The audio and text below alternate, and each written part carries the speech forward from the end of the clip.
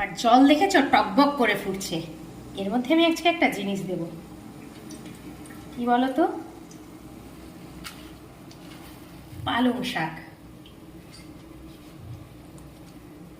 পালং শাকের যে কোনো রান্নাই খেতে খুব ভালো লাগে, বাট পালং পনির খেতে কার না ভালো লাগে। আজ ভাবলাম তোমাদের সাথে একটু শেয়ার করি পালং পনিরটা।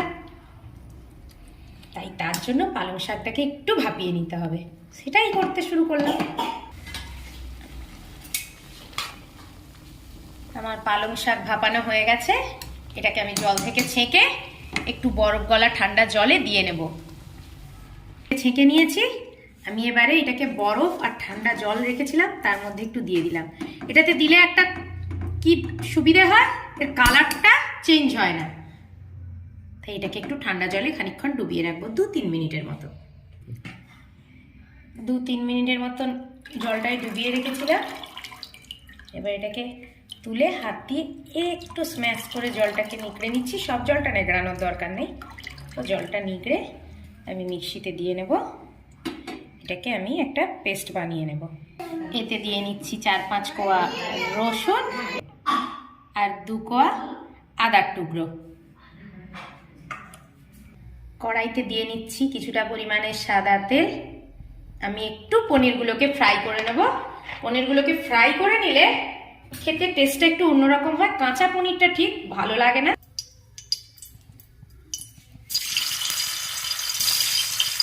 পনিরগুলোকে এক এক করে ছেড়ে, পনির ভাজার যে তেলটা ছিল সেটাতেই এবারে আমি তরকারিটা করে নেব। গোটা জিরে ফোড়ন দিলাম। আঁচটাকে আমি লো ফ্লেমে রেখেছি। দিয়ে নিচ্ছি কিছুটা পরিমাণে, পুরো 1 চা চামচের মতো, সরি 1 টেবিল চামচের মতো হিং দিয়ে নিয়েছি। এটাকে একটু নাড়াচাড়া করে নেই। এবারে আমি এর মধ্যে দিয়ে নেব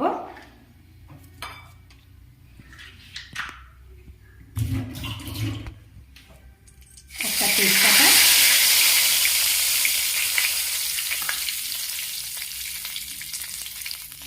একটা গোটা এলাচ, 2-3টে লবঙ্গ, একটা ছোট্ট দারচিনি। ফোড়নটা ভাজা ভাজা হয়ে গেছে। এতে আমি কুচি করে রাখা পেঁয়াজ, একটা বড় সাইজের পেঁয়াজ কুচি করেছিলাম, এই পেঁয়াজটা দিয়ে দিলাম। পেঁয়াজটা একটু লাল লাল করে ভেজে নেব।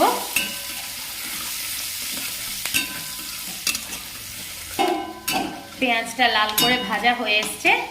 এবারে আমি এর মধ্যে টমেটো বাটাটা দিয়ে দেব। আমি একটা বড় সাইজের টমেটো বেটে রেখেছিলাম, সেটাকে এর মধ্যে দিয়ে দিলাম। এবারে এতে আমি দিয়ে নিচ্ছি পরিমাণ মতো নুন। তেলটা দেখো হালকা হালকা ছেড়ে ছেড়ে এসেছে। পরিমাণ মতো নুন দিয়ে নিয়েছি। এবারে আমি একটু দিয়ে দেবো হলুদ। এই হলুদটা কেউ চাইলে স্কিপ করতে পারো, বাট আমার হলুদটা দিলে ভালো লাগে, রান্নার কালারটাও সুন্দর আসে, টেস্টটাও একটু অন্যরকমের আছে।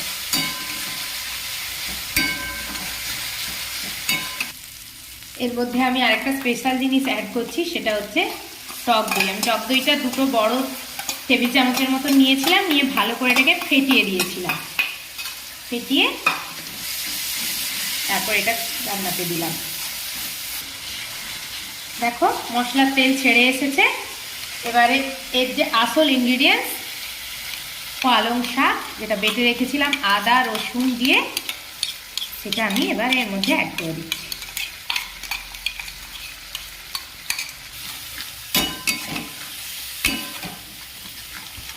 কালারটা দেখেছো কি অসাধারণ লাগছে। আমি এই জন্যই এটাকে খানিকক্ষণ কেন ঠান্ডা জলে ভিজিয়ে রেখেছিলাম, যে এই পাতার রঙটা না চেঞ্জ হয় না, সেই জন্যই ঠান্ডা জলে ভিজিয়ে রাখা। বাটার পরেও সে কালারটা যেমন ছিল ঠিক তেমনই আছে, কাঁচা পাতার মতো পুরো রঙটা। দেখো এর থেকেও তেল ছেড়ে এসেছে, রসটা পুরো মরে গেছে। এই ব্যাপারে আমি এবারে পনিরটা দিয়ে দিলাম।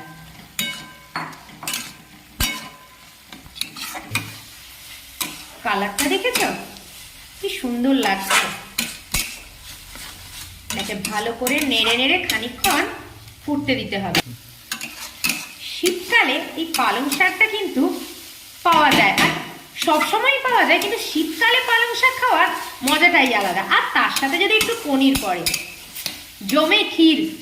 এটা তুমি রুটি দিয়ে, লুচি দিয়ে, পরোটা দিয়ে, নান দিয়ে, যে কোনো কিছু দিয়ে খেতে পারো। এটা আমি একটু সেদ্ধ হতে দেবো। এবারে এতে আমি একটু জল দিয়ে ভালো করে মজতে দেবো। সেদ্ধ ঠিক নয়, ভালো করে একটু মজে যাবে। আমি একটু অল্প করে 1/2 কাপের মতো এটায় জল দিয়ে দিলাম। গ্যাসটাকে লো থেকে মিডিয়াম ফ্লেমে রেখে এটাকে খানিকক্ষণ মজতে দিতে হবে। আমি এটাতে লঙ্কা বেশি দেইনি, কারণ আমার মেয়ে খাবে তো, মেয়ে একেবারেই ঝাল খেতে পারে না, তাই এটাতে আমি একটা চেরা কাঁচা লঙ্কা দিয়ে নেব। লঙ্কাটা আমি জাস্ট ফাটিয়ে দিয়ে দিলাম। এবার একটু ঢাকা দিয়ে নিই, এটাকে ফুটে যাক, ফুটে গেলেই রেডি হয়ে যাবে। এটা বানানো খুবই সহজ। তো 2 মিনিটের মতো হয়ে গেছে। আমি এবার এটাকে খুলে নিয়েছি। দেখো টক বগিয়ে ফুটছে, আর এটা ভালো জোরে এসেছে।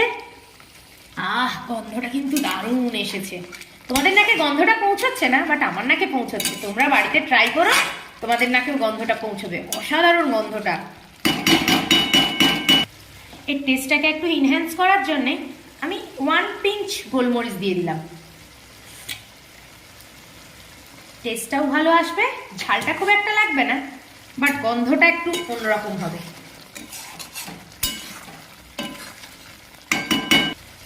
এই খাবারটা একটু আমার মিষ্টি মিষ্টি, আমার নিজের পার্সোনাল একটু মিষ্টি মিষ্টি খেতে ভালো লাগে, তাই আমি এর মধ্যে একটু চিনি অ্যাড করে নিলাম। কেউ যদি না মিষ্টি খেতে চাও, সে নাও দিতে পারো। আমি অ্যাড করছি একটু বাটার।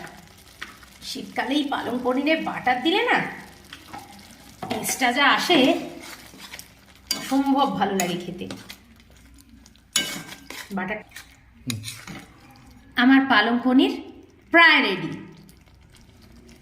গন্ধটা সুন্দর এসেছে। আমি এবার এটাকে বাড়িতে নামিয়ে নেব। গ্যাস অফ করে দিয়েছি, পালং পনিরটা ঢেলে নিচ্ছি।